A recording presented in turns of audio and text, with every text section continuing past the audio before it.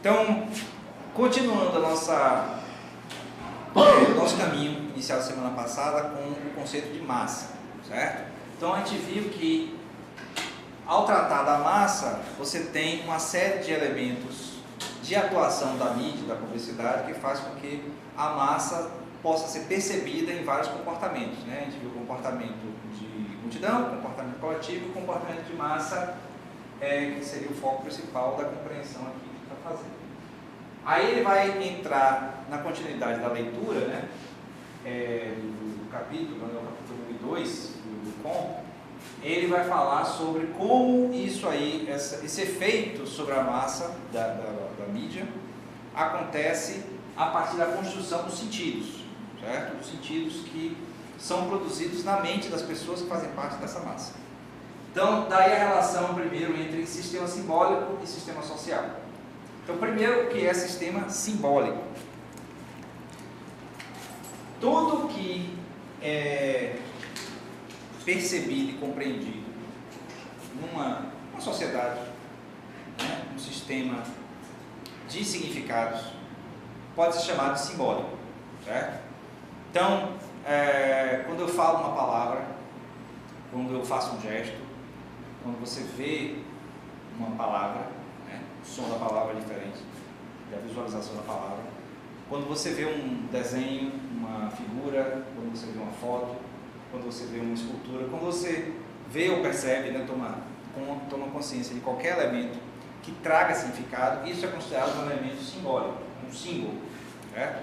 Tem umas variações dentro da semiótica em relação ao que é símbolo, o que é signo, o que é ícone, o que é sinal, mas eu não vou entrar nisso, né?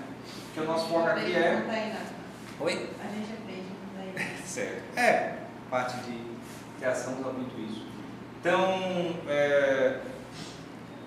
nós estamos, né, como seres humanos, dentro de um sistema simbólico, certo? Um sistema simbólico que compõe a humanidade toda e tal. O nosso sistema simbólico está dentro da língua portuguesa, mas não é estritamente a língua portuguesa. São todos os elementos do nosso dia a dia que têm significado, carregam significados.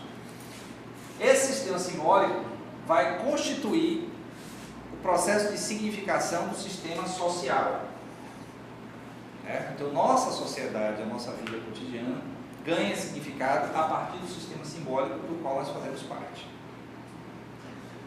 Então, por exemplo,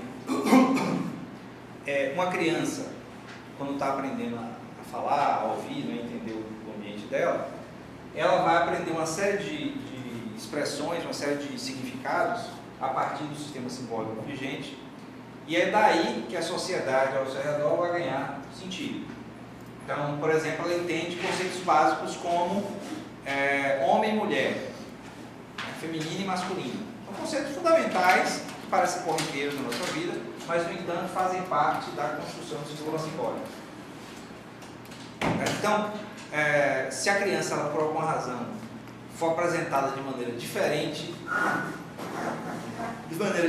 do dominante, do que é ser homem e ser mulher, provavelmente essa criança, ela vai se expressar em sociedade de maneira diferente. E aí vai ser visto como estranho até que se corrija, digamos assim. Porque, por exemplo, digamos que pais com uma mentalidade mais, mais liberal, né, uma mentalidade mais inclusiva, tente não tratar a criança ou não imbuir na criança o sentido simbólico de ser homem e ser mulher, certo? Quando essa criança começar a conviver com outras pessoas, vai acabar sendo construído de qualquer jeito. Porque não tem de onde fugir, né, como fugir desse tipo de apresentação social do sistema simbólico. Se o nosso sistema simbólico, qual nós fazemos parte da sociedade, não tivesse essa diferenciação homem e mulher, aí sim o que essa criança aprendeu em família estaria encaixado com o que a sociedade apresenta, certo? E aí vale para qualquer coisa, certo? Bonito e feio, né? Bom e mal, os conceitos fundamentais que vão sendo elaborados, certo? Então, porque assim, por que a criança reproduz tão facilmente certas coisas, né? É porque ela é burra? Não. porque o sistema simbólico faz parte. A gente, em publicidade, se apropria da compreensão da construção do sistema simbólico para apresentar produtos, serviços, ideias, para que as pessoas adotem aquilo ali como sendo algo que elas queiram. Certo? E aí tem, por exemplo, você, sei lá, passou a vida inteira, uma parte da vida pelo menos, sem ter usado, sei lá, um celular, por exemplo. Mas é apresentado para você como uma necessidade, e aí todos estão usando, todos usam. Você vê que é um conceito recorrente em publicidade, o só falta você. Né? Todo mundo está fazendo, só falta você. E você não vai vir também? Certo? Era até o slogan da Caixa Econômica durante muito tempo, né? Eu venho para a Caixa, você também. Está todo mundo lá, por que você não está? Então a apreensão simbólica de pertença à sociedade. Então se você aprende aquilo ali dentro dos esquemas que a sociedade apresenta, dos sentidos que ela apresenta, você faz parte do sistema social. Certo? Se alguém, por alguma razão, tem casos relatados de crianças que não cresceram dentro do sistema simbólico e conseguiram sobreviver, né? Dentro de ambientes selvagens e tal, ela não tem compreensão de como funciona a sociedade, porque não tem um sistema simbólico de referência. Ou, por exemplo, é só você imaginar crianças que não têm uma das figuras paternas, paterna, materna, não tem uma das figuras parentais, por alguma razão. Então não tem aquela identidade simbólica do que seja o pai, ou do que seja a mãe, sei lá, alguma coisa assim. Então, como não tem aquela referência, né? Lembra de triângulo de significação? Então, aqui é o signo, significante, significado e referente. Então, a ausência de um referente impede que seja formado um significado de tal significante. Ela só vai ter algum tipo de significado do significante quando houver uma referência. Certo? Bom, em publicidade a gente usa muito isso, né? A gente se refere a coisas que vão fazer isso. É por isso que, bom, aí é a minha visão, mas acho que a maioria das pessoas consegue enxergar a mesma coisa. A publicidade traz como referência o tempo todo, dentro desse sistema simbólico, a ideia de felicidade ou de realização. Certo? Você não vê muita publicidade pessimista. Muito difícil. Eu não lembro de nenhuma. Pois é. Eu não sei, de repente tem alguma aí pelo mundo, né? Alguma publicidade nórdica, talvez. Como a McDonald's que você vai ficar gordo, mas vai ser gostoso. Na publicidade, né? De maneira geral, na construção midiática de maneira geral, que é a referência simbólica que nós temos da nossa sociedade.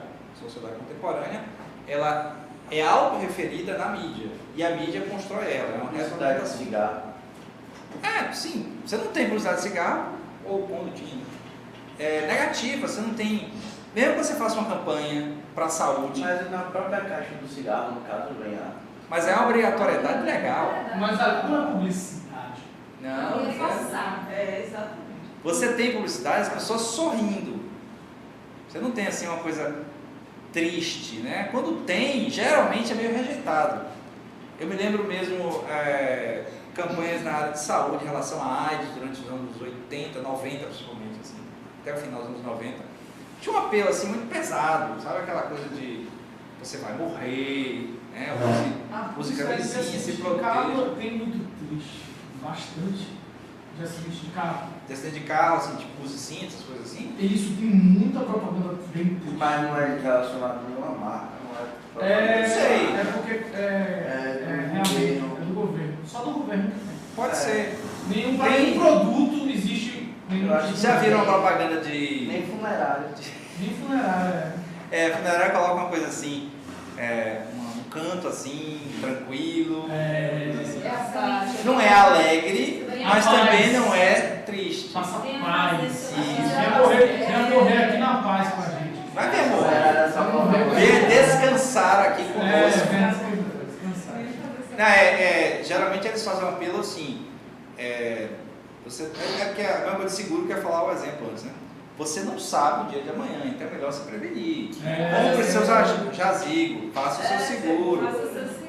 A do Bradesco mesmo é muito inteligente nesse aspecto, né? Aquela coisa do vai se. Então é melhor se precaver e ter o seguro, certo? Então, Vai se acontecer, vai se... todos vão morrer. Então é melhor você morrer sabendo que sua família vai ter onde botar você depois de morto. Tá tão caro. Um jazigo é caro. É caro. É como se fosse um apartamento que você está comprando. Como nós assim, temos predominância católica, né, cristã, cremação ainda é uma opção para pouca gente, além de ser caro também a cremação. Mas é uma coisa que não. Então, para a cremação, você não tem que comprar o espaço. Você compra a cerimônia e aí te dão a urna. Então você não tem que comprar um espaço para deixar. Qualquer coisa velha, tudo próximo. Então veja, o símbolo a respeito da morte, ou do seguro que tem a ver com morte, tal, doença também, ele está em nossa sociedade de uma maneira tal que a publicidade se apropria disso aí para transformar numa coisa vendável, numa coisa que é palatável à nossa compreensão simbólica. Se chegasse uma mensagem publicitária falando, você vai morrer, você não tem escolha disso, compra esse negócio, porque senão sua família vai ter que pagar. Ou então vão te largar na rua para o urubu comer. Certo? Esse tipo de coisa não tem, ninguém faz isso. Quer ver, uma coisa que durante anos e anos as mulheres, né, discutiram sobre isso dentro da publicidade os comerciais de absorvente. Comercial de absorvente. Por que é azul? Por que é tão alegre? Por que é tão pra cima? Eu gostaria de saber que a gente fica tudo menos alegre. Pois é. Mas, no entanto, que é uma expectativa simbólica a respeito.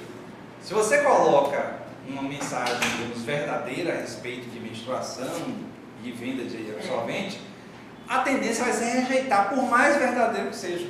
É um nível de, talvez, de honestidade de honestidade fantasiosa, claro, mas que muitos públicos não estão preparados para ver. Tem muita coisa que... Daí o YouTube hoje em dia é um escape grande para a criatividade diferente, né? E olha, mesmo assim, segue mais ou menos o mesmo padrão, né?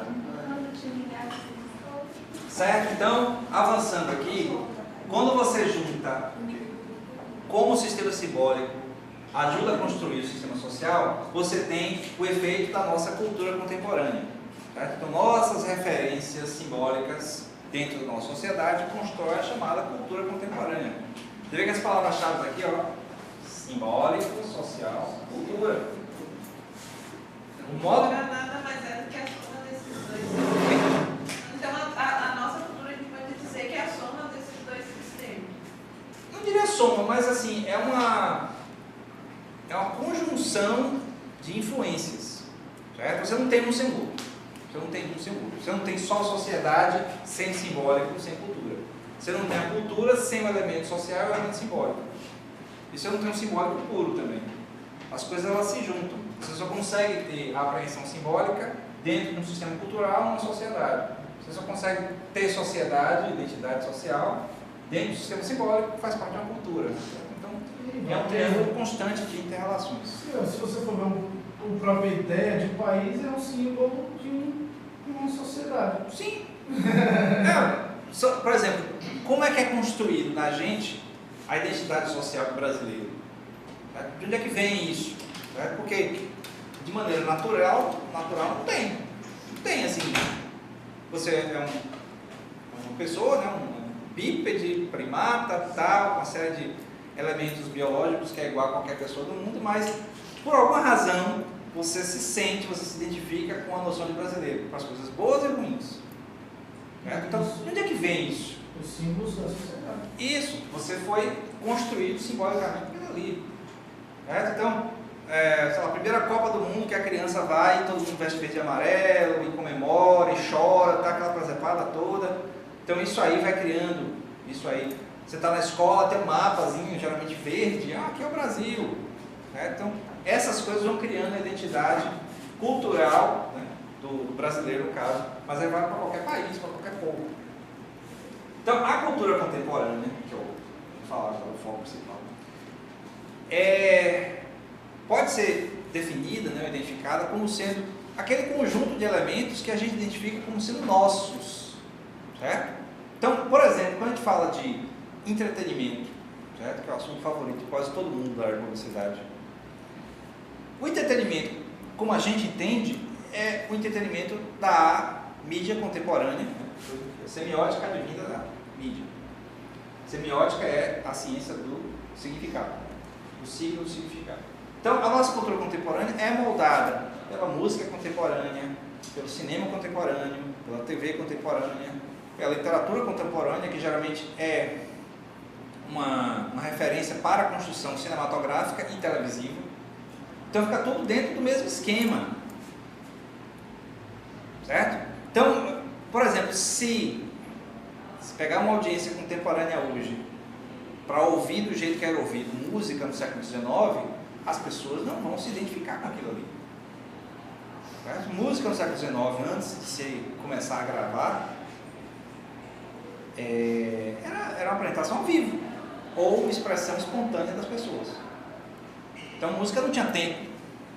Tempo de música não existia. O cara ia para assistir uma ópera, uma opereta, uma sinfônica e tal, e tocava no tempo que era tocado. Estava lá, enquanto você tocando. Que é muito parecido quando você vai para uma feijoada, um negócio assim, tem um pessoal tocando pagode chato danado, quer saber a mesma coisa, mas só para até que o último pare em bater no tambor. Certo? Então não tem assim uma espécie de, vamos começar agora a música tal, e começa. Não, começa a cantar, vai, até a pessoa lembrar, aí começa outra coisa, e vai indo. Quando tiver alguém de pé ainda, sóbrio mais ou menos, e tocando aquilo ali, continua.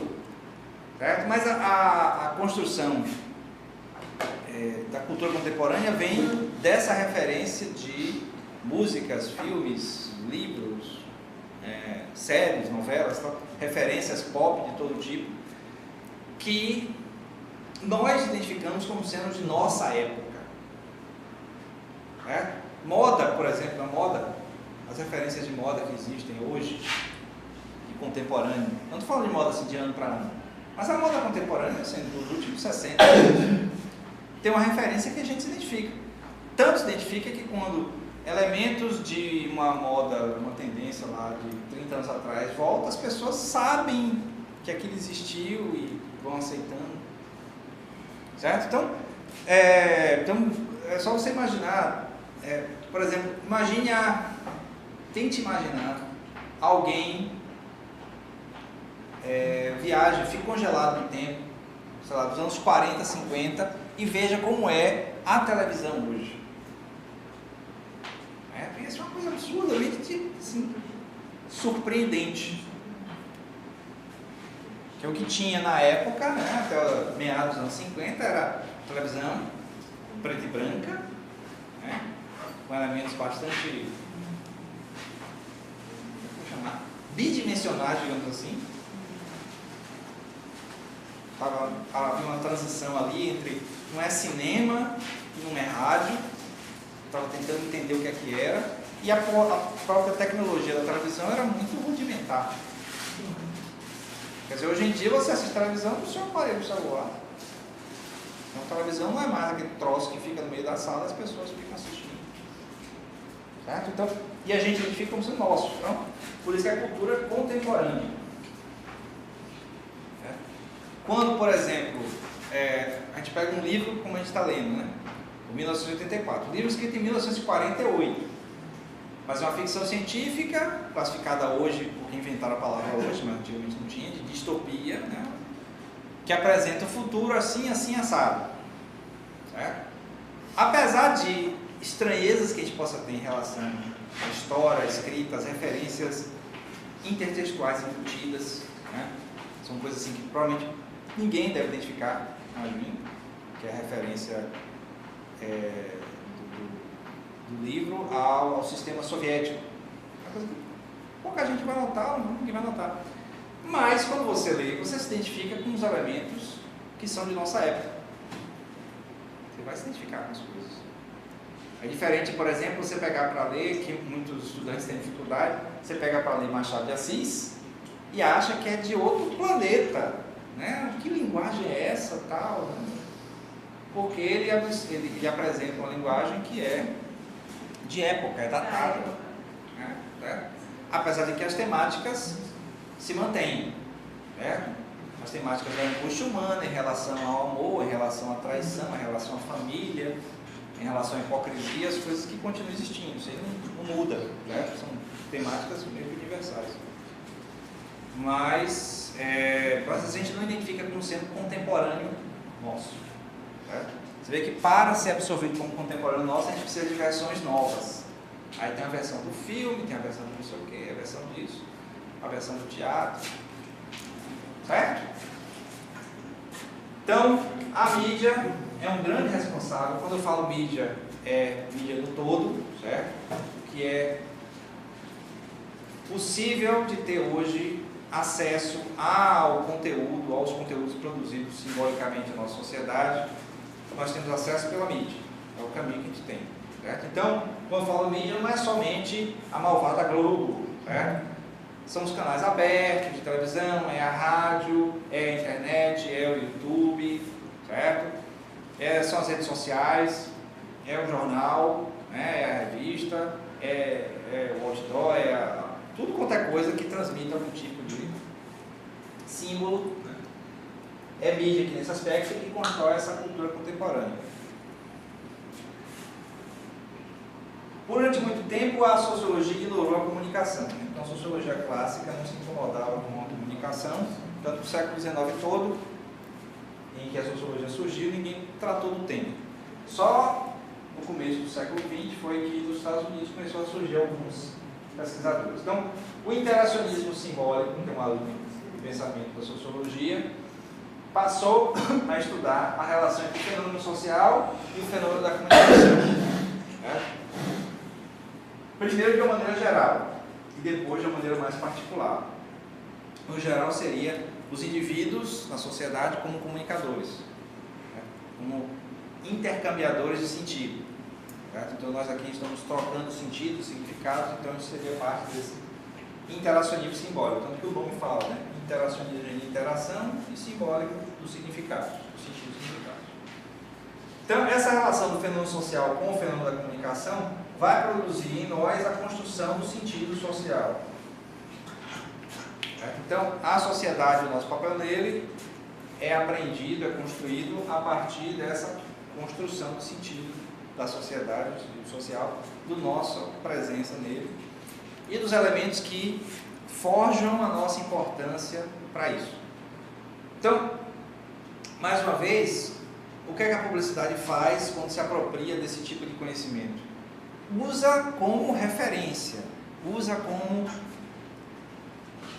uma manutenção de atributos e construção de novos atributos daquilo que é positivo nessa sociedade, o que é visto positivo, para que as pessoas façam o que se espera que façam, né? Que no caso é consumir principalmente. Certo? Então, o nosso esforço como profissionais dessa área é fazer com que as pessoas peguem e vejam, tadinho, é que as pessoas peguem e comprem, né? ou adiram a ideias, certo? Você adotar ideias, ou votem, certo? Ou usufruam de coisas, o que seja, né? A ideia é que as pessoas estão dentro desse esquema. No geral. Consumir no geral, né? E aí é legal que a publicidade faz as duas coisas, né? A publicidade da mídia, no geral. Ao mesmo tempo que ela usa a construção de sentido social para fazer com que nós compramos coisas, serviços, etc., ela também nos ensina como nos manter satisfeitos com aquilo ali. Então é como se fosse uma retroalimentação. Né? Então, não, mas aí seria assoprar dos dois jeitos, a não ser que você encare o comprar como bater. Vai depender, às vezes a gente só compra porque está na mídia, às vezes a gente quer aquilo porque apareceu. Pois bem, então, a ideia é assim, pense na satisfação que é para alguém que acabou de comprar um serviço, um produto, de ver uma celebridade, de ver um herói no filme usando aquela mesma coisa. Você fica satisfeito. É meio que se justificando pelo fato de você ter gasto aquela grana para comprar aquilo ali. É bem isso. Certo? Então, não é simplesmente que o conjunto da mídia, né, como produção de sentido, faz com que você compre, mas faz também com que você entenda aquela sua ação de comprar como tendo sido boa para você. Tá vendo? Você agora consegue. Exato. Porque, assim, a depender do que você compra, como você compra, o consumo, a tendência é você sentir culpa, que é muito parecido com consumir alguma droga, né? Você vai lá e, sei lá, deu vontade de comprar aquele sapato, aquela joia, aquele A gente vai no rodízio e come demais.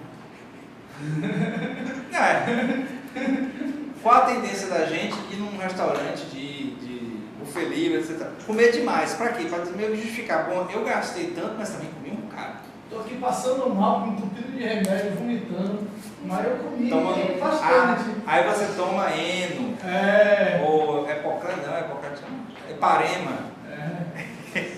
Fica a noite toda sem dormir, passando mal, porque você comeu 55 pedaços de pizza. Mas aí, assim, aí você vê, por exemplo, um desenho como de Homer Simpson, né? Você vê ele comendo um bife gigante naquele episódio que ele vira caminhoneiro, e o caminhoneiro que ganha dele morrendo, e ele todo satisfeito, eu posso comer muito. Eu me identifico com o Homer Simpson. Só tem 3 fios de cabelo na cabeça. É um péssimo exemplo ele, coitado. Mas muita gente se espelha naquilo ali, né? Então você acha legal fazer. É interessante que as pessoas tenham essa percepção de satisfação no nível simbólico daquilo que elas já fizeram. Então é só você lembrar isso, da importância da manutenção, da continuidade dos conteúdos na mídia. Então há uma importância disso. Que a gente, assim, você pode enxergar no nível da manipulação, no nível simbólico da nossa cabeça, da nossa mente, mas é muito importante, é muito, assim, eficiente você fazer isso. É você fazer com que a ação de comprar, a ação de consumir, ganhe um sentido também depois da compra. Porque está ligado a uma série de conteúdos simbólicos que fazem com que você faça parte daquele esquema ali de cultura contemporânea, faça parte do esquema da sociedade como um todo. E aí você se sente bem fazendo aquilo ali. Do mesmo jeito que você se sente mal ao não consumir, porque você não está participando das coisas que todo mundo está fazendo, você se sente bem quando você identifica que está fazendo aquilo que todo mundo está fazendo. Ou todo mundo está usando. Certo? Então, vamos imaginar assim alguma moda de consumo assim, recente, que tenha esse tipo de efeito, né? Que faça assim, a pessoa se sinta meio que obrigada a consumir, mas ao mesmo tempo, ao começar a consumir, ela é estimulada a se sentir satisfeita e integrada na sociedade. É verdade, se nesse caso específico, né? Então digamos que se você quer comprar uma roupa, precisa de uma roupa, e aí só tem aquela disponível, tá? Mas assim, o esforço que é feito aqui por essa construção de conteúdos aqui, que dão sentido às coisas, você comprou aquilo ali, tá usando, pode até ser desconfortável, mas sei lá, você vê algum ídolo seu usando, legal, você passa a se sentir melhor. A ideia de satisfação, né, do desejo satisfeito, da necessidade satisfeita para o nosso contexto de cultura contemporânea, ele é muito fugaz, certo? É muito fugaz, então você não pode esperar que aquilo seja verdadeiro, né? Não é que ele seja mentira, mas assim, ele não tem aquela coisa da realização profunda, não é isso que está sendo buscado aqui. Certo? O que a publicidade, a mídia apresenta para a gente não é uma satisfação contínua, tanto até que se fosse uma satisfação contínua, ela deixaria de existir. Porque, digamos que chegasse assim, esse é o produto definitivo, está aqui, com esse negócio aqui, você agora pode realizar todos os seus sonhos e nunca mais vai precisar consumir nada. Pronto, acabou a mídia, acabou o consumo, acabou o capitalismo. Tá bom. Você tem que fazer assim, olha, isso aqui vai te satisfazer. Secretamente tem dizendo assim nas letrinhas miúdas. Até a semana que vem.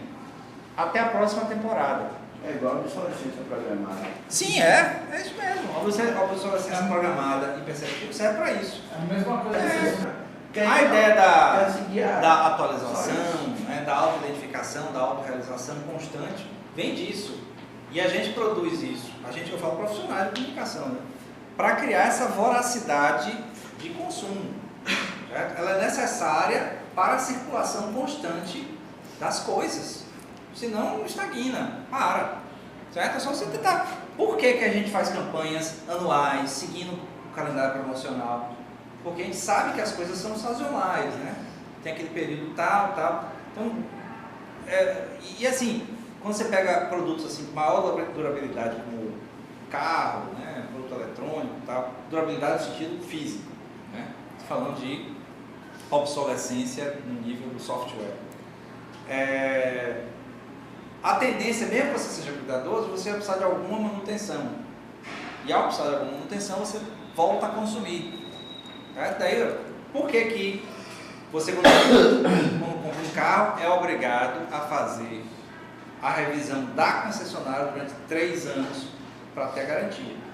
Se você não fizer a revisão da concessionária, você perde a garantia.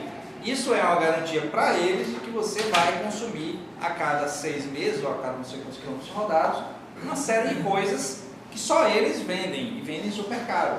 Ou bota caro.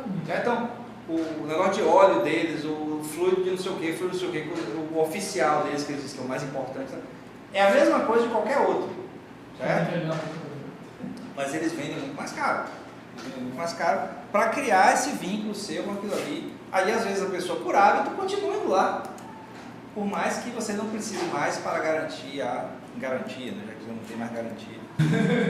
A ideia é você faz um negócio que no final do custo de produção ele fica mais barato, fica mais acessível, mas também ele é mais trocável. Então você cria a possibilidade de mais pessoas consumirem e ao mesmo tempo pessoas que vão consumir sempre, mais frequentemente, né? Então isso é necessário. Agora, o papel da mídia nesse esquema é produzir o sentido simbólico da continuidade do consumo. Certo? Então, assim, qual a genialidade, por exemplo, desse negócio de universo de coisa de cinema que é parecido com série? É você criar um vínculo que a pessoa sinta a obrigação, a necessidade de continuar vendo. Continua vendo. Enquanto tiver alguém vendo, né, aqueles negócios da Marvel que é um ligado com o outro, aquele negócio da DC que é um ligado com o outro, aquele negócio... Velozes e Furiosos que era para ter acabado. Velozes e Furiosos que ele já era para ter acabado. Daqui a pouco eles vão fazer spin-offs de Velozes e Furiosos. A ideia é fazer com que a pessoa continue vendo. Então, eu me lembro assim, a angústia que era antigamente, hoje é mais fácil, né? De você, por exemplo, pronto, aqui. Antigamente, antes de inventarem CD, né, as pessoas compravam, não até que CD mesmo, comprava o álbum, né, o disco de uma banda, de um cantor, de um artista, e aí às vezes nem todo mundo podia comprar, e era comum entre os amigos partilhar a fita cassete gravada, certo? Fita cassete, né, que você pegava e você lenta para rebobinar até o final. Pois é, e aí, às vezes, um disco ou outro, por alguma razão, não cabia todas as músicas. Era uma angústia terrível, todo mundo ter todas as músicas e você não ter todas as músicas, porque na sua fita cassete não cabiam todas as músicas. Mas acontecia, por exemplo, você tem um disco mais extenso, ou por algum jeito, até a ordem incomodava. Então você compra o álbum, né, completo, tem lá o lado A, o lado B, ou no CD, né, 12 músicas, naquela ordem. Aí às vezes, para você conseguir gravar todas as músicas na fita cassete, você tem que mudar a ordem, por causa do tempo de duração de uma música ou outra. E aí todo mundo vê naquela ordem e você ouve na ordem errada. Certo? Então, essa disparidade de integração entre o que está todo mundo consumindo e o que você consome causa uma certa insatisfação. Hoje talvez não faça muito sentido, porque hoje tudo é baixável, certo? Nesse sentido, né? Nesse tipo de produto. Mas vale do mesmo jeito, né? Então, você está num certo meio, tá lá no meio, eu não sei como é o meio, sei lá, sertanejo e tal. Você chega no meio do rock, por exemplo, e o pessoal está falando do novo disco de não sei quem, novo disco hoje. Certo? Então, esse exemplo da pessoa se sentir angustiada porque não completou aquela coleção, porque não tem o disco completo. Está incompleta, a sua vida não está completa só se você tiver todos os episódios de Lost gravados no seu pendrive. Eu ia falar Game of Thrones, mas como Game of Thrones ainda não acabou, certo? Ainda não acabou.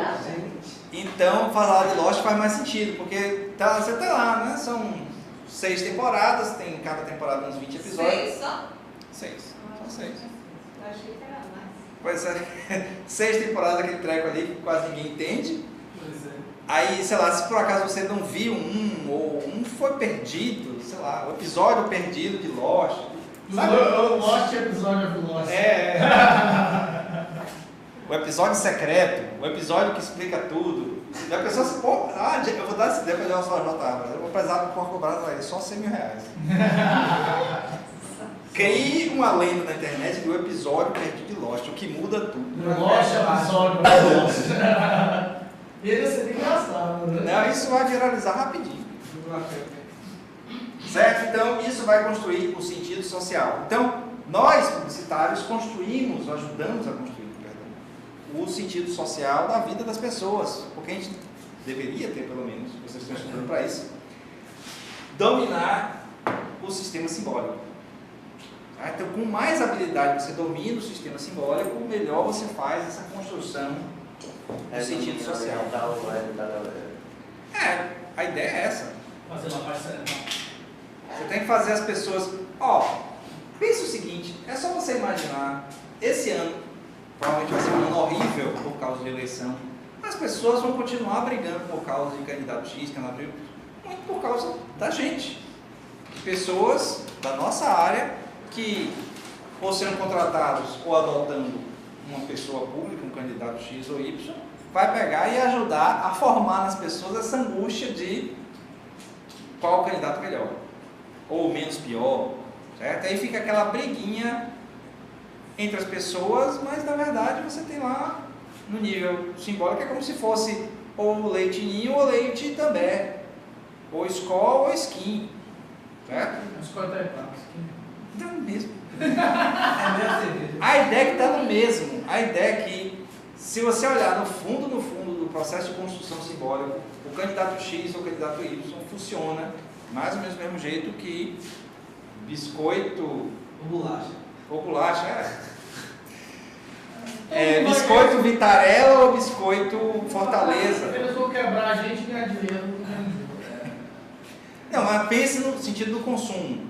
Ele quer o quê? O que é que o candidato quer? Que você vote. O candidato, não estou falando do dono do cargo. O candidato, ele quer que você vote. Certo? Então, supondo que o sistema eleitoral brasileiro é legítimo, né, funciona realmente, e as pessoas votam e o voto vale, certo? Você pode colocar isso em dúvida. Você pode colocar em dúvida. Certo? Mas supondo que ele funcione mesmo, ele quer que você vote e o máximo de pessoas votem também. Então vai ser construído na mente da gente uma série de ideias, de conceitos, né, de símbolos, para que você acredite que um candidato é melhor que o outro. Veja só, não é que você, porque é o mínimo de pessoas que realmente conhece o candidato, a proposta e tal, e vota querendo realmente ser. A maioria das pessoas é convencida a votar naquele momento. Certo? E aí vai construir na sua mente que aqueles valores, aqueles elementos que os caras estão apresentando são os mesmos que os seus e tal. E aí o mais interessante, é tão efetivo isso que as pessoas brigam por causa disso. Certo? As pessoas se humilham os outros por causa disso. Se fosse por nível de consciência cívica, etc. tal, as pessoas das alturas deveriam estar sistematicamente votando nulo. Porque vê que o sistema não funciona. Do jeito que não funciona, pelo menos. Mas, paciência, né? É um dos nossos papéis, e muita gente se apropria disso para faturar, é claro. Porque as pessoas se prendem muito ao candidato diz isso, não sei o quê, nunca foi acusado, tá. Mas olha como é que o sistema funciona. Tire as imagens, o elemento simbólico da imagem de cada candidato. Eles têm que participar do sistema. Não tem um cara assim, sabe? Que pega assim, não gasta nada de contribuição de campanha, não gasta nada, que pega o dinheiro do próprio bolso dele e imprime na Xerox, vai aqui na Xerox aqui, tira o negócio aqui e faz, vote em mim. Não tem. O cara desse é considerado, inclusive, maluco. Eduardo Jorge, que andava, o candidato a presidente que andava de bicicleta, pegava metrô e busão e as porra toda. Então ele tá pra roubar. Hã? Então ele tá pra roubar, então. Não, pode até o cara querer fazer uma coisa decente, mas o problema é assim, se ele não entrar no esquema, porque assim, sai do lugar. a tendência daquele cara vai ser, se ele conseguir por algum milagre ser eleito, é ser excluído de alguma maneira. Então, digamos que entra um cara totalmente sem vínculos, conseguiu se eleger sem vínculos com empresa, com não sei o que, tem um partido que aqui no Brasil é obrigado, nos Estados Unidos não é. Você pode fazer, se candidatar independente. O que vai acontecer? Esse cara não vai conseguir fazer nada, porque você só consegue fazer alguma coisa com os vínculos. Se você estiver ligado. Você precisa dos apoios, você precisa... Tem. Tá. No segundo tópico, construção da ideologia e construção da opinião pública. Na verdade, a construção ideológica da opinião pública. Então, tem até a ver com esse esquema da política, né? Porque é um elemento político relacionado com o uso dos conceitos de massa e o uso, obviamente, da mídia de massa para a construção da opinião pública. Certo? Então, o conceito de opinião pública é central na sociologia da comunicação, porque é o principal efeito mensurável da mídia de massa, do uso da mídia de massa para a construção, para construir o sentido social nas pessoas, porque as pessoas, ao perceberem, emitem opiniões. E aí, assim, a grande questão é a opinião que as pessoas emitem sobre os elementos da sociedade são opiniões próprias mesmo, ou são opiniões reflexo apenas do que elas recebem de conteúdo simbólico?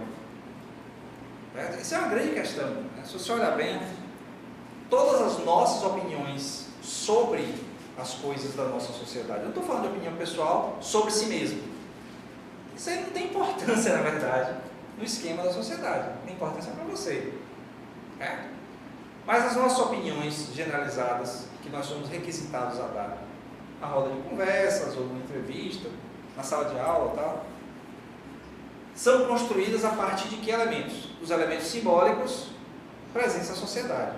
Os elementos simbólicos presentes na sociedade são construídos por uma série de entidades que têm um ponto de vista ideológico que é transmitido para a opinião pública. Aí, só você testar, né? Vamos testar isso aqui. Vamos evitar polêmicas locais, mas vamos pensar em... Assim, se eu se exprimir agora, assim, o que é que lhe vem à cabeça quando é mencionado o nome de Hugo Chávez? Não expressa. Hugo Chávez. Conseguiram formular na cabeça alguma coisa? O que é que lhes vem à cabeça quando a gente coloca o nome... deixa eu ver. Samsung. A Daísa está pensando ou está dormindo? Eu acho que ele está na segunda opção. Tá. Conseguiram formular aí? Certo. Agora, sem dizer o que, vamos ver em relação aos dois elementos simbólicos, né, os dois nomes que eu citei, que atributos são predominantes, certo? Em relação ao Hugo Chávez, alguém tem alguma opinião negativa? Tá bom. Não. Pode levantar a mão. Negativa. Alguém tem alguma opinião positiva sobre o Hugo Chávez? Ninguém. Então eu suponho que os outros sejam neutros. em relação a isso.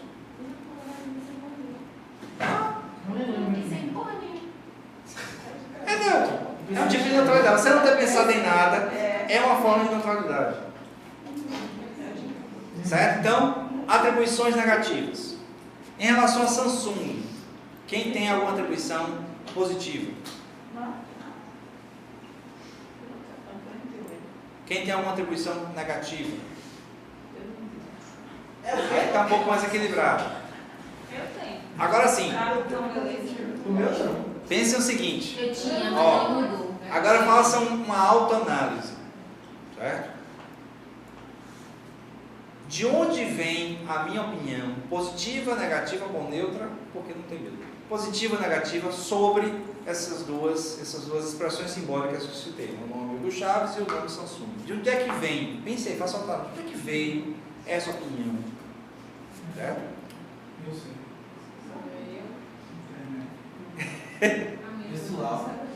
O da Samsung foi do Foi uso da mídia, da própria marca. Da minha mais. No caso aqui. A mídia. E olha que, quando eu falei Samsung, eu pensei muito mais nas notícias sobre a Samsung do que o próprio uso. Mas é lançamento. Então, se vem da mídia, se construir em você uma opinião negativa ou positiva, você deve supor o seguinte: por que é positivo ou negativo?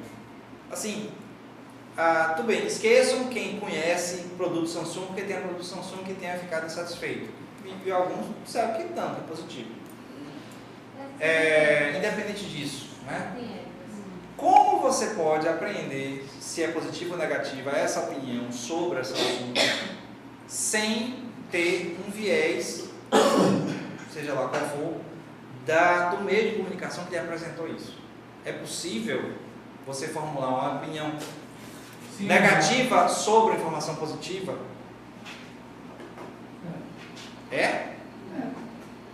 Digamos que a vida inteira você ouve que a Samsung é uma porcaria. Você vai formular uma opinião positiva? Acho muito difícil, né? Se realmente o acesso ao uso só pela mídia, realmente a gente fica no.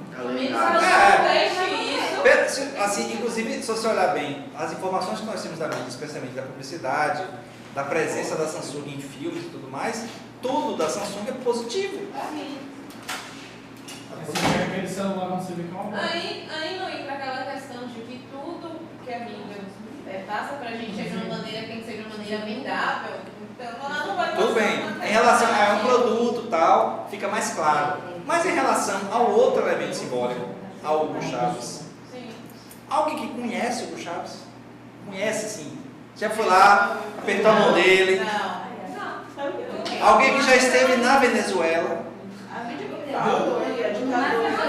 No máximo também foi ali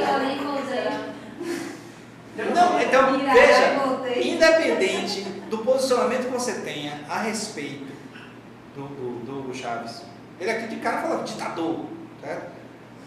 A informação que você tem só é através disso, certo? Só tem a mídia para nos dar informação sobre isso. Aí a pergunta vem: a informação que a mídia dá sobre esses elementos, ela é neutra com o posicionamento de Bárbara? Não é. Ela diz o que ela quer que você pense. Exatamente. Certo? Então, por que na mídia só tem basicamente informações positivas sobre a Samsung? E olha que de vez em quando uma noticiazinha negativa, o cara foi preso e tal. É basicamente informação positiva. Porque é um grande anunciante, está presente no mercado, certo? Vários filmes aparecem pelo da Samsung.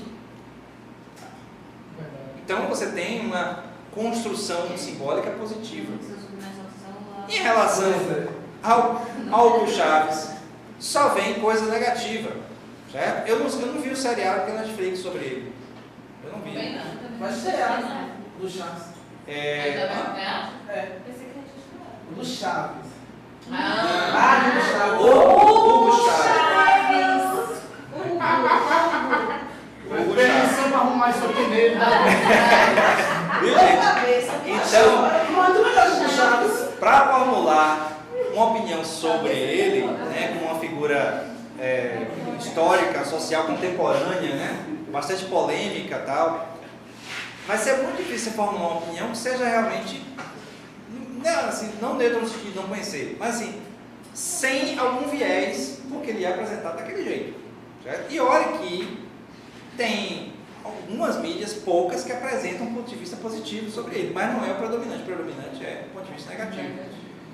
E isso vale para qualquer coisa, certo? Eu ia falar Donald Trump, mas Donald Trump é tão unanimidade em relação a essa construção da opinião pública, né, sobre qualquer coisa, pode ser só um produto, uma pessoa, um político, uma figura histórica, seja quem for, vai acabar sendo, já que passa pela intermediação da mídia, que é o papel dela ser o mediador, vai ser sempre ideológico, por quê? Porque a mídia não é neutra, certo? Se você olhar, prestar atenção, seja qual for o país, qual for o país, qual for a região, não tem neutralidade na mídia.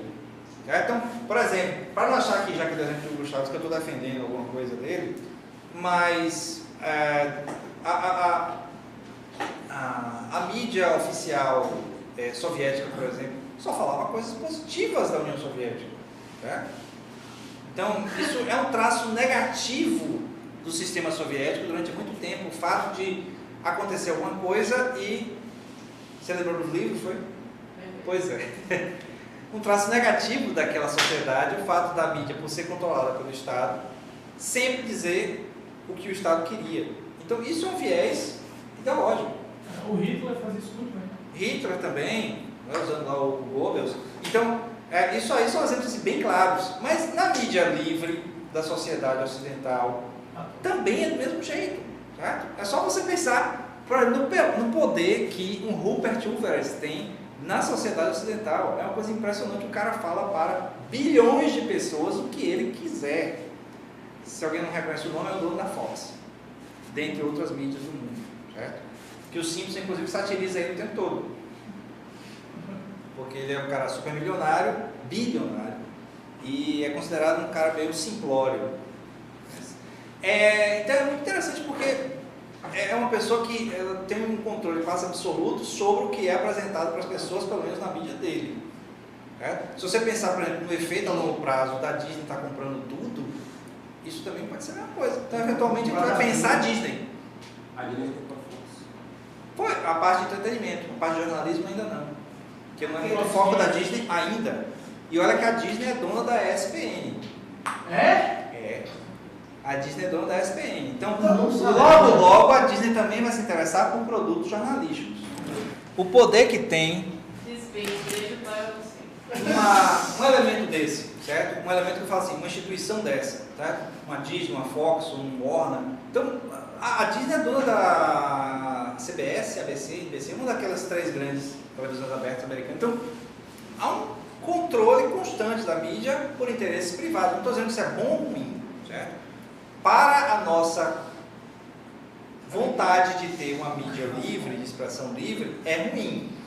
Porque se você tem poucos grupos donos da maioria das mídias que existem, então a tendência é esses grupos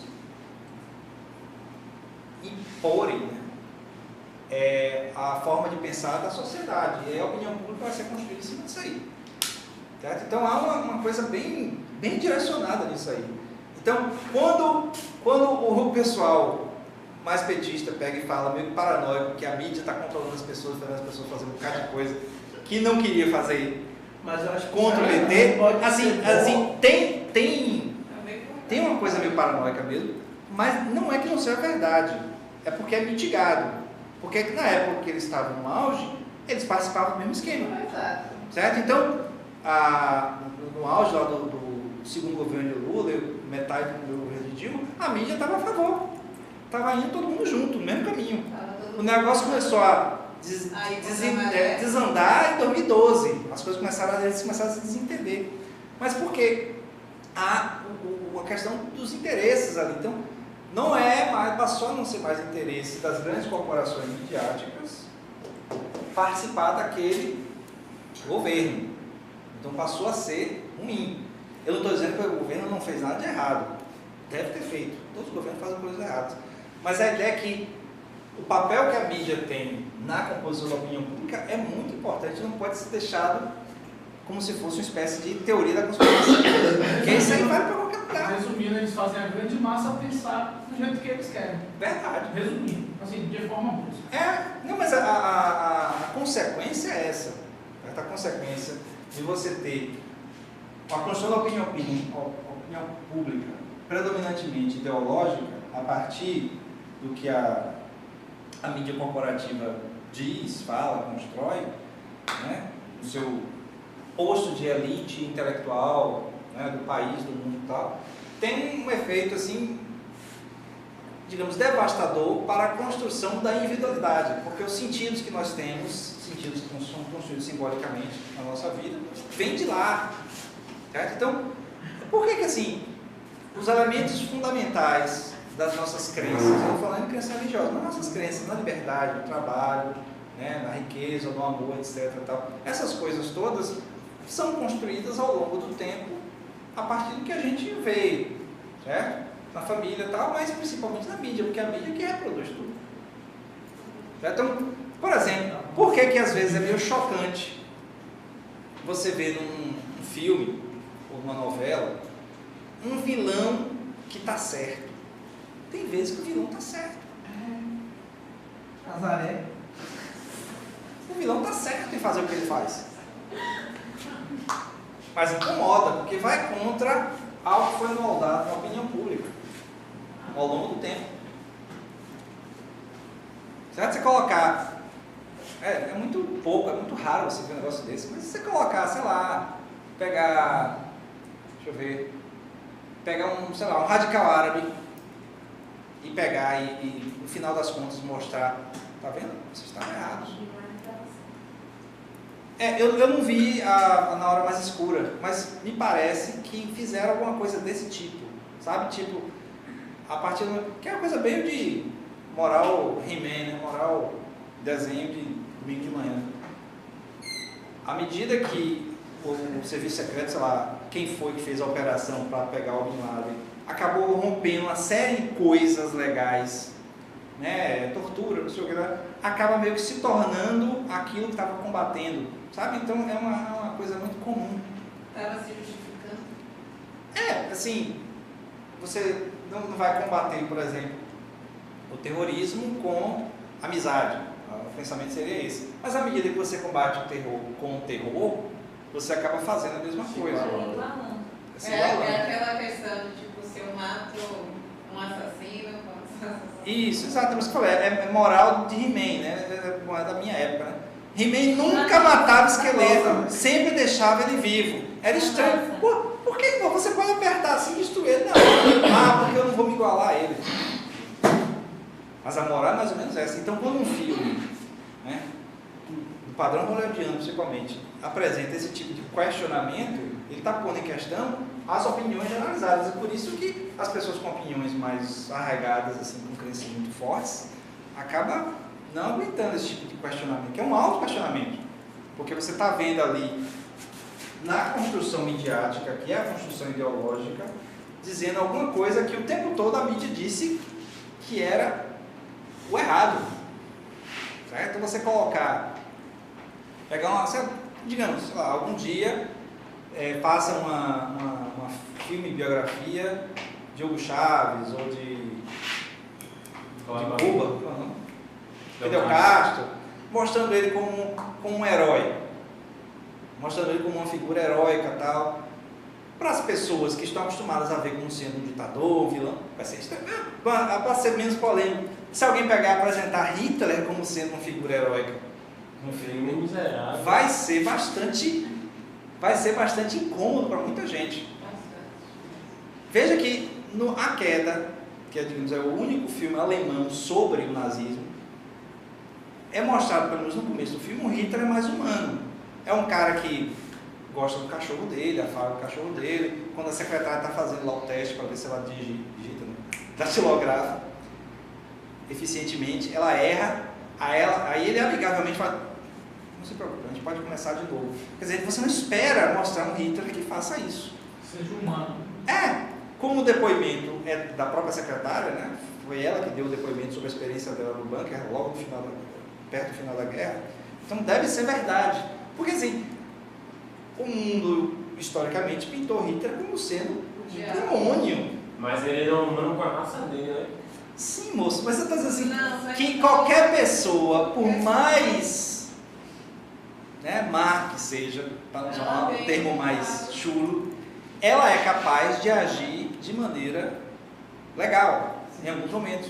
Certo? Então, é por isso que é tão complicado para algumas pessoas aceitar um filme de super-herói, um vilão mais complexo. Certo? Um vilão que seja mais com motivação, que não seja dominar o mundo. Dominar o mundo é tipo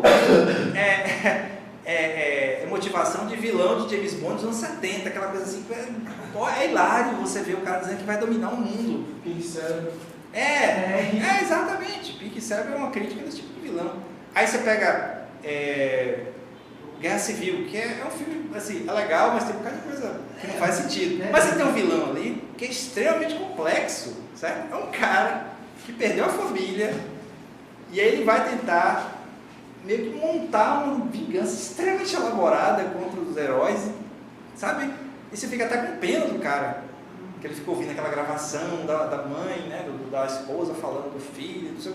Você fica até sentido, até tá certo, realmente. Os Vingadores são irresponsáveis, mas não é possível, esse cara. compreensível essa atitude. Mas o que acontece em Guerra Civil é a mesma coisa que acontece com as policiais nas cavernas. Sim. Cuidado. Ah, que mata inocente? É. Sim, tudo bem. Mas assim, como produto midiático é mais complicado, porque está ali na sua frente um elemento simbólico que o tempo todo te disse que o vilão de um filme de herói é mau, ele merece morrer. Certo? É diferente. Aí nesse do Pantera Negra mesmo, o vilão é extremamente coerente, rapaz. Você fica torcendo pelo vilão. Realmente, ele está certo em querer que aquela tecnologia toda seja espalhada pelo mundo para que pessoas negras possam pegar e se levantar contra os opressores. Isso é uma coisa assim. É verdade. Você tem que Eu viajando. quero acontecer quando a E polícia no final ele acaba fazendo o que eu falo. Pegaram os manos. Obrigada. Mais ou menos, viu? A gente não precisa mais assistir, a gente já sabe que não. Não, eu só falei que o vilão é coerente porque o desejo dele é coerente. É importante. Quando nasceu, foi no cinema assistir. Viu? Tá absorvido. A motivação dele é coerente. Ele não quer assim tomar o país lá para ser o rei, para ser o bonzinho. Não, eu vou pegar e fazer com que os oprimidos do mundo todo possam pegar e ter ferramentas para se voltar contra os opressores. Então, isso é uma coisa legal. Vamos deixar todo mundo igual. É uma coisa legal de se sonhar, Sim. certo? Então, Mas isso para aqueles que estão lá, isso seria um pesadelo, então. lá onde? Não, eu digo Nesse em lugar. relação a que vão contra o vilão da história, então para o Sim, outro lado isso é porque assim, Na os verdade, heróis, É porque a galera, ela gosta de ver o circo pegando fogo. os heróis no filme, né? Eles, o raciocínio dele é o seguinte: se esse cara fizer isso do jeito que ele está falando, vai ser uma guerra sem fim pelo mundo. Então a ideia é: vamos evitar a morte de pessoas inocentes nesse processo de levante dos oprimidos contra os opressores, e que historicamente realmente acontece. Toda vez que você dá ferramentas para oprimidos lutarem contra opressores, normalmente se tornam opressores também. Certo? Então, essa problematização foi, mas de qualquer jeito, a coerência do vilão é incômoda, porque a opinião que é construída ao longo do tempo na gente sobre quem faz coisas vilanescas é, sabe, aquela coisa do vilão dos filmes mudos, é o cara com bigodão que coloca a mocinha amarrada no trem e fica lá esperando o trem passar, em vez de pegar e matar ela. Mas aí não matou, né? Quem matou foi o trem. Não, a lógica não é Ele essa. foi cúmplice. Ele A foi lógica- cúmplice do trem. A lógica não é essa. A lógica é você atrair o vilão, atrair o herói para que o herói venha salvar a mocinha. Então a meta dele não é matar a mocinha, é fazer com que o herói apareça para que você possa se mostrar superior. Mas aí, final, não ter conta tudo que você vai fazer. Megamente. Sim. Quando o cara Vilão clássico é fazer, esse. Você espera que o vilão seja aquele cara que prendeu o herói. Agora eu vou contar meu plano. Eu vou Pra contar. você quando sair daí. Na verdade, um vai depende do outro. acontecer e destruir. Se o vilão morrer, perde a graça. Se o herói morrer, perde a Sim, graça. é por isso que Megamente é isso mesmo. histórias de herói, histórias heróicas de uma maneira geral, não precisa ser de super-herói, mas herói. Você tem um bom herói como você tem um bom vilão. Sim. Coringa e Batman. Normalmente o Coringa é melhor do que o Batman, porque faz mais sentido, certo? Ele é tão louco que faz sentido. A história dele faz sentido. Não, tem várias coisas, sabe? Essa simpatia pelo demônio, para usar uma citação de Mick Jagger, né? A música dele, o samba dele, simpatia pelo demônio, é uma coisa desconfortável, porque o tempo todo é apresentado uma coisa diferente, certo? Você vai pro cinema, você vê a novela, né? Para ver Quem assiste novela? Alguém ainda assiste novela hoje em dia, acompanha a novela até o fim. Quer dizer, tirando a novela da Tem Record. gente acompanhando Big Brother. Mas aí é diferente, aí não tem heróis e vilões, né? O cara lá, o Tem um monte de Só os aposentados. saiu, a audiência do Big Brother caiu. Ó, você assiste, viu gente? Você assiste uma novela, certo? Do começo ao fim, esperando que a pessoa que foi malvada, né, que foi mau caráter, ser punida no final. Quando não é punida no final, por alguma razão, certo? Você se sente traído. Você, como espectador, se sente traído, certo? Porque é a tendência da gente, certo? Se você for olhar a realidade mesmo, não existe heróis e vilões. Todo mundo é um pouco herói, todo mundo é um pouco vilão, certo? Então, exceto os psicopatas, né? Que o cara é incapaz de sentir alguma coisa por alguém. Mas eu estou dizendo que as pessoas normais têm capacidade de fazer coisas más e coisas boas, certo? Tudo da classe. Exato. Desde não Mas desenvolver na um- mídia, o que lhe é apresentado como construção simbólica é que os bons têm que vencer, os maus têm que perder, os bons têm que ser recompensados, os maus têm que ser punidos. Quando isso é invertido por uma razão artística, por seja, por um choque de realidade, causa incômodo. Se vocês olharem, a ficção, Fiquei com ódio. ela é muito mais de vanguarda, é claro, do que o jornalismo, digamos assim, certo? Então a percepção da ficção que a bondade e a maldade está muito mais diluída nas ações das pessoas do que realmente em uma pessoa e outra. E hoje em dia você tem uma ótica na estética criativa do cinema, da TV, em que os heróis e vilões são mais líquidos, né? São mais fluidos. Não tem aquela coisa assim tão identificada, caracterizada. Não tem aquela coisa assim de aquele cara é mau, aquele cara é bom. Não. É por isso assim, você vê que figuras como o Super-Homem, né, se tornaram meio que obsoletas do jeito que era na mentalidade das pessoas no mundo atual. Então um cara que quer fazer se você coloca... O Batman faz mais hoje em dia mais sucesso que o próprio Superman. Com Porque ele é mais humano. E não só isso, a ótica dele sobre bem e mal, né? Até no filme do Lego, é meio que distorcida. É meio distorcida. O Lego é muito. Se você pegasse hoje, lançasse no cinema, aquele filme do Super-Homem de 78 com Christopher Reeve, e ele pegar e na entrevista dizer para Lois Lane: eu estou aqui para defender o jeito americano, os bons costumes e o jeito americano. Isso seria inadmissível, porque hoje ele estaria defendendo o quê? Donald Trump, lei anti-imigração, homofobia, um bocado de coisa que seria reflexo do jeito americano. Quer dizer, ia perder o sentido do cara. Seu ícone odiado. Não, a mentalidade dele na época era um herói assim, que não é um cara que deixa o vilão vivo, sabe? Esse Super-Homem atual não, no primeiro filme ele já matou o vilão. Eu sou diferente. Eu matou o vilão. Esse processo aqui, ideológico, de construção de opinião pública, está relacionado com o quê? Com a relação de massa com classe. Certo? Por quê? Nas questões relacionadas à classe, que a sociologia clássica trata, vai haver sempre uma separação entre o que é de elite e o que é de massa. E aqui separa aqui, né? Público e elite. Eu até coloquei aqui massa, dominação como questionamento, porque há linhas de pensamento que acham que a massa não é dominada simplesmente, certo? Não é tão fácil pegar e promover a dominação da massa. Às vezes parece que é, Né? mas é uma coisa a se questionar sempre. Porque às vezes a massa responde de maneira negativa. Certo? Então a massa também é capaz de ir contra. Certo? Então o público, que seria uma massa não organizada, vai antagonizar a elite, que seria uma minoria organizada, aqui refletida principalmente pela mídia corporativa. Certo? Então a mídia corporativa aqui é colocada em questão, mas pode ser um Estado centralizador, certo? Pode ser um grupo de pessoas ricas, influentes. O importante é que haja os sindicatos. Os sindicatos é uma mídia organizada que tem certa influência. Não tem tanta quanto tinha no passado, mas tem.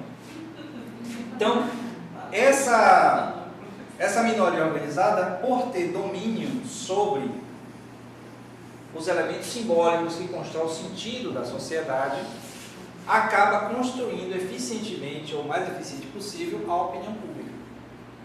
Certo?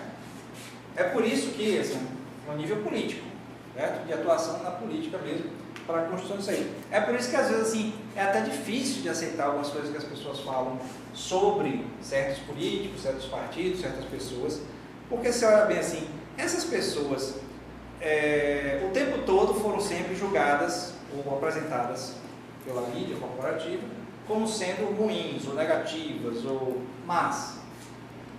E ainda assim consegue manter popularidade, consegue manter... Então, de onde é que vem? Certo? É manipulação da massa?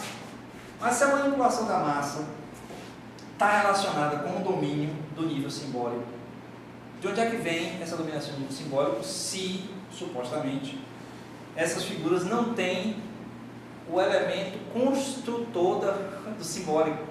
Não tem a mídia de massa, certo? Não tem, certo? Se você olhar, aí fica bem claro para você, espero que fique bem claro. Todas as mídias do Brasil, pelo menos, foram construídas antes da Constituição de 88. Foi entre 85 e 88, nessa Constituição. Todos os donos de mídias, que a grande maioria é político, são políticos, ou fazem parte de grupos políticos, foram construídas aí. Da Constituição de 88 para cá, não foram dadas novas concessões, certo? Para políticos. Porque não pode, a lei não permite.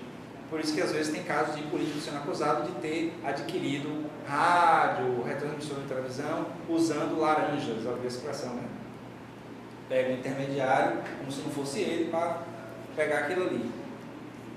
Aí você pode colocar essa pergunta para problematizar a opinião que você tenha sobre as figuras que eu estou indiretamente mencionando aqui.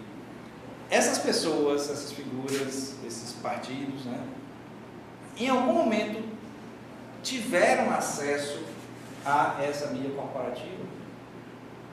Tem rede social. Tem rede social.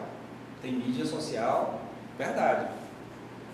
Mas você tem que mitigar aí o poder que elas têm, dessas mídias sociais, de influenciar realmente as pessoas ou não, especialmente porque a resposta é muito rápida, né? Então, uma coisa que é colocada lá rapidamente, tem um bocado de gente que responde, muitas vezes de maneira violenta, né? De maneira antagônica, que é diferente da mídia corporativa, que não tem esse tipo de resposta imediata. Né? Você está em qualquer consultório dentário, você tem lá o canal aberto passando o que ele quiser. Então, será que essas pessoas tinham isso aqui? Durante um tempo eles tinham do lado deles, mas eles não eram donos. Certo? Então, é só para você refletir do poder que tem isso aqui. Certo? A publicidade, evidentemente, está dentro desse esquema. Você não pode fugir disso. Certo? Não tem como você pegar e sair querendo fazer publicidade de larga escala, claro, sem participar desse esquema. Certo? Você não pode, por exemplo, ter um posicionamento ideológico contrário à mídia corporativa e depois ser, ou querer ser, um anunciante com privilégios, a não ser que você já seja poderoso. Então, por exemplo, a JBS pode ter o posicionamento político que eles quiserem, porque eles são um anunciante gigantesco. Não tem como as mídias brasileiras abrirem mão de um anunciante tão grande quanto a JBS, a não ser que eles fechem, né? Que eu acho difícil. E aí você pode pensar em qualquer empresa. Por exemplo, eu imagino que o posicionamento pessoal de uma Belize incomode muitas mídias, porque o posicionamento dele, apesar de ser um grande homem de negócio, mas sempre foi um posicionamento bem liberal, certo? Sempre foi um posicionamento progressista. Ele dá dinheiro para o Greenpeace e tal. Então, se você olha bem, então, o dono do grupo Pão de Açúcar dá dinheiro para o Greenpeace, que ataca a produção de soja, que alimenta o gado da carne que é vendida no Pão de Açúcar. Então ele mesmo dá dinheiro. Hã? É um círculo da porra. Exato, mas assim, mas ele é um grande anunciante, ele tem poder suficiente para pegar e fazer isso. Mas se você é um pequeno anunciante, então baixa a guarda e assuma a posição, né, dos grandes, para que os grandes possam te reproduzir, porque especialmente, eu imagino que vocês estejam já acostumados a dar prioridade à mídia social, porque a mídia social é mais barata, tá? Você atinge focado, tá? Mas pense, quem é que manda na mídia social na verdade? São as grandes corporações. São outras corporações, eventualmente vão ser as mesmas, eventualmente a Disney vai comprar o Google também.